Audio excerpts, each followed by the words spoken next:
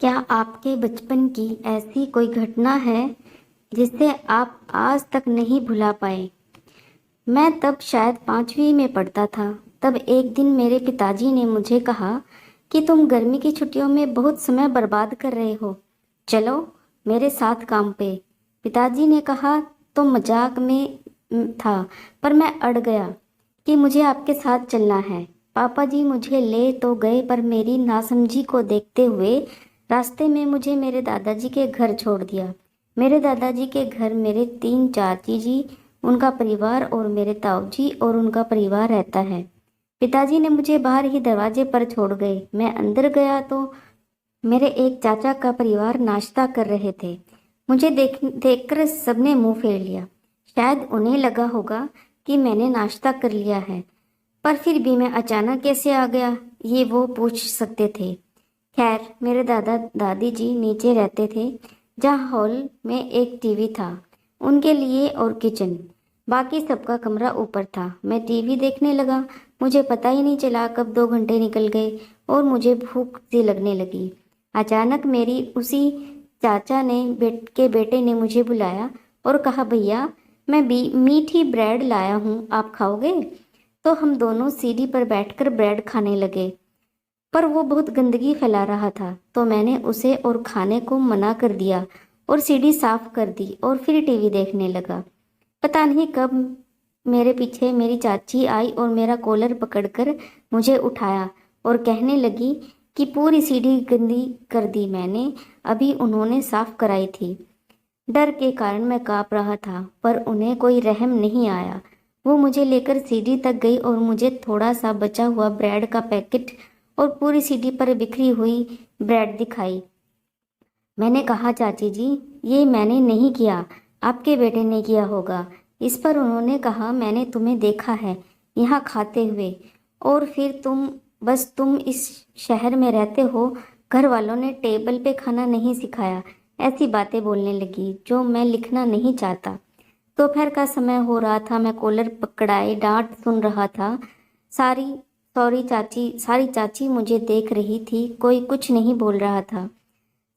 तभी मेरे ताऊजी के बड़े बेटे को, करीब 28-30 साल के थे, वो घर आए।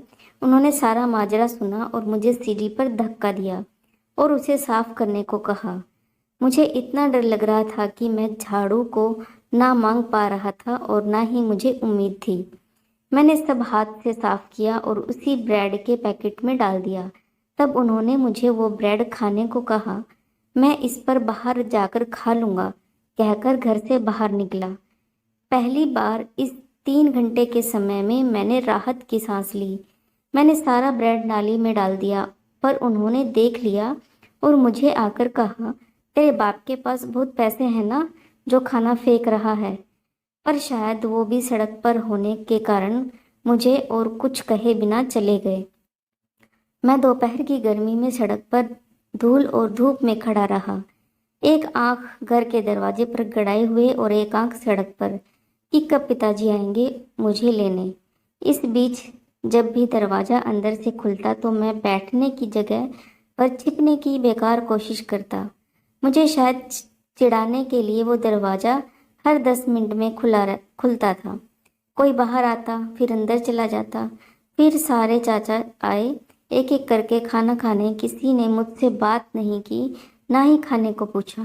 मैं बाहर अब बस पापा जी का इंतज़ार करता रहा। शाम 8 बजे जब पापा जी आए, उन्हें लगा मैं बाहर उनका इंतज़ार कर रहा हूँ। मैं फिर घर के अंदर गया, चुपके से अपना सामान लेने, और भाग के पापा जी की गाड़ी में बैठ गया, उनसे लिपट गए। पापा जी ने जब मैं बताने लगा कि मेरे साथ क्या हुआ, तो उन्होंने ध्यान ना दिया। शायद काम में तकलीफ होगी। मैं पूरे रास्ते धीरे धीरे रोते हुए अपने घर आया। माँ ने पूछा, खाना खाएगा? तब मुझसे रुका नहीं गया। मैं टॉयलेट का बहाना करके भाग गया।